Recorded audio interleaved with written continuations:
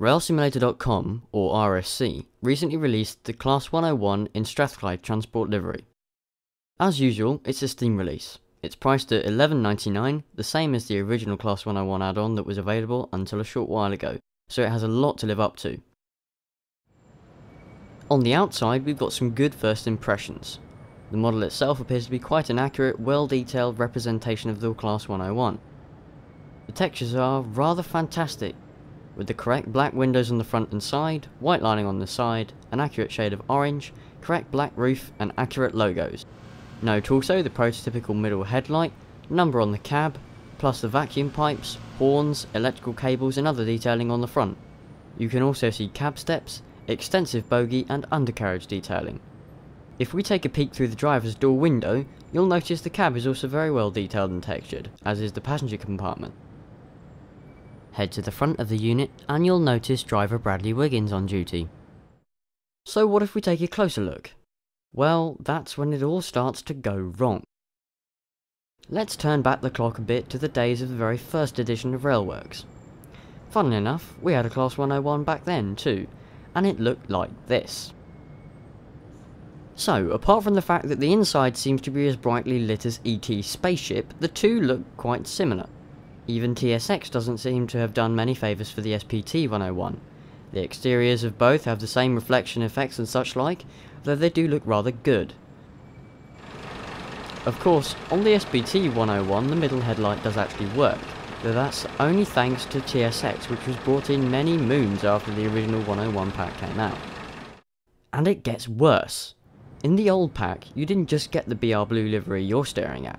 No, in fact there are 7 different liveries, and the BR Blue livery also has a headcode box variant.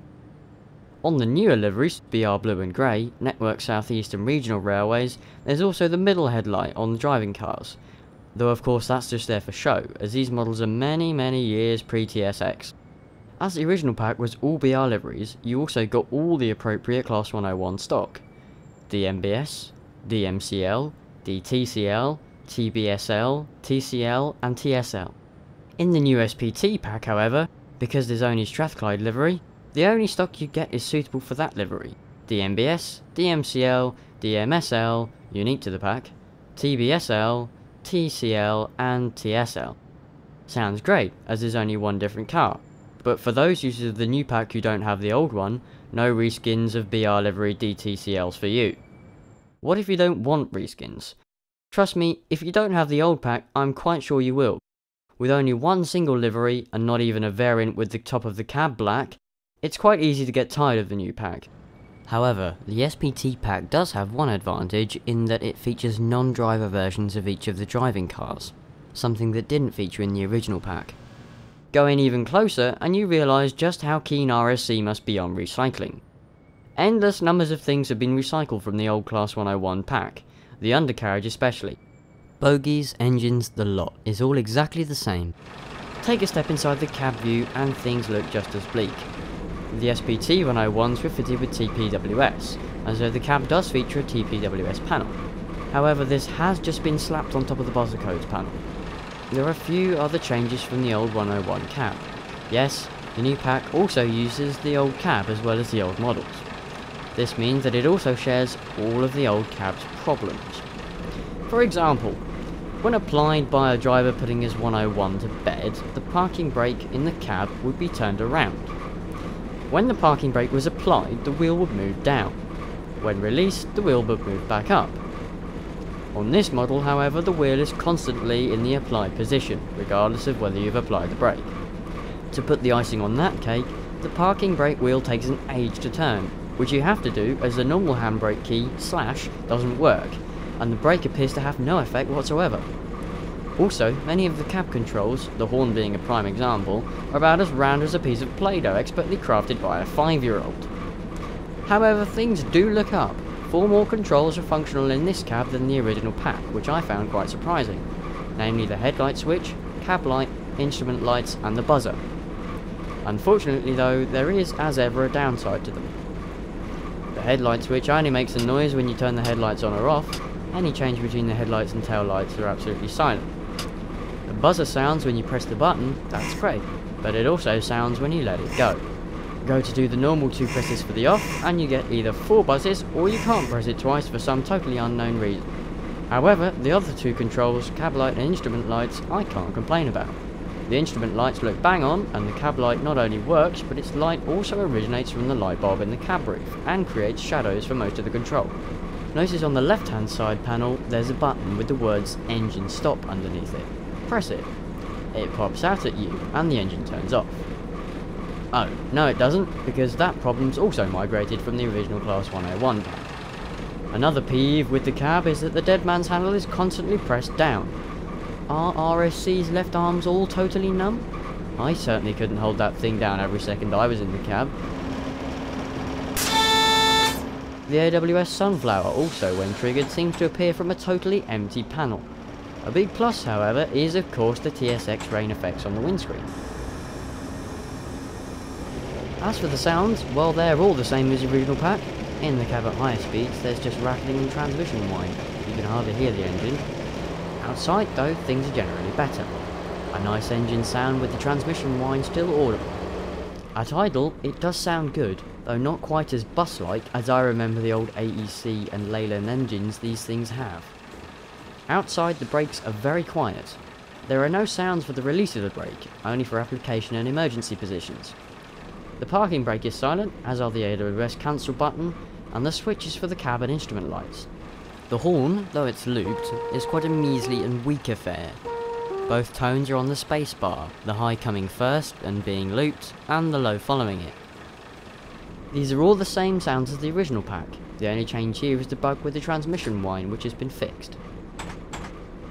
The physics are a small improvement over those of the originals, not being so jumpy and providing a more realistic start. However, it must be said that the entire physics system in Train Simulator or Railworks is completely shot in the case of almost every possible add-on. Steam, diesel hydraulic, diesel electric, diesel mechanical and electric, as there are so many variables that are not currently represented and so improvised data has to be used. Long story short, the physics system in general just isn't good enough, but under the general scheme of things the 101s don't really fare too badly considering. Though the gear and engine systems really aren't prototypical. The engine takes an age to slow down from top revs to idle, and there's no requirement for it to be at idle when you change gears, and then to wait 2 seconds for the gear to actually engage before re-engaging the throttle. Now that we've looked at the units themselves, let's take a look at scenarios. The SPT 101 comes with a 10-minute scenario to get you accustomed to using the locomotive, which is especially useful if you haven't used a manually geared loco in Train Simulator 2013 before. As for normal driving scenarios, it comes with a 35-minute easy scenario and a slightly harder 50-minute scenario. All 3 of these scenarios are for the West Coast Mainline North add-on, which doesn't come with TS 2013, so you need to have bought that, which is available separately, to use them. How does this compare with the original pack? The original pack contained 8 standard scenarios including 1 learner and a free roam scenario, making a total of 9. That's 3 times as many as in the SPT pack. But why do I keep comparing this new pack to one that isn't available anymore? The reason is simple. 3 words that are rather important. Value for money. The old pack was fantastic value.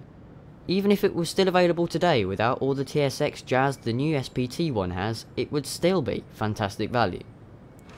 But for 1 livery, a few improvements, including TSX, and 3 scenarios, is $11.99 really worth it? Let's take a look at another new product to decide, the Class 66 V2. Here we also get 1 livery. The model is totally new, with an improved cab, new engine sounds, a horrid set of 2-tone horns, 2 new types of wagon and 3 scenarios, one being a simple learner type affair. That was released a little more recently than the SPT 101 and is temporarily, at the time of writing, 50% off as an introductory offer. This I feel must be a tactic RSC have decided to use after the failure of the SPT 101, which was introduced at $11.99 and was not subject to any offer. Many were outraged at the pack's lack of substance for money. This fact may well give us our answer. At $11.99 this pack isn't really worth it. Throw in another livery, even if it was an old BR one or something, and maybe a scenario or 2, and I imagine some people might reconsider their position. Bearing in mind the lack of changes from the old pack, all you're effectively buying is a single lick of paint and the TSX effects for the old 101 pack. So, I'll let you make up your own minds about what you think of it, but here's my rating in a nutshell. Exterior model, 100%. Exterior textures, 75%. Cab model, 65%. Cab textures, 70%. Cab features, 75%. Sounds, 75%. Physics, 80%. Scenarios, 50%. Value for money, 65%. Mean average rating, 72%. So I've been James Littlewood here at Railworks DLC Reviews. I hope you've enjoyed this video review, which is the first video review ever here at Railworks DLC Reviews, and I hope you're looking out for some more in the future. If you disagree with any of my comments about the SPT 101 pack, then please feel free to let me know in the comments. Share your opinion with us, you're more than welcome to. If you have your own review that you'd like to submit to us, please let us know in the comments or visit our website at www.rdlcr.com. Thanks for watching, and remember to subscribe.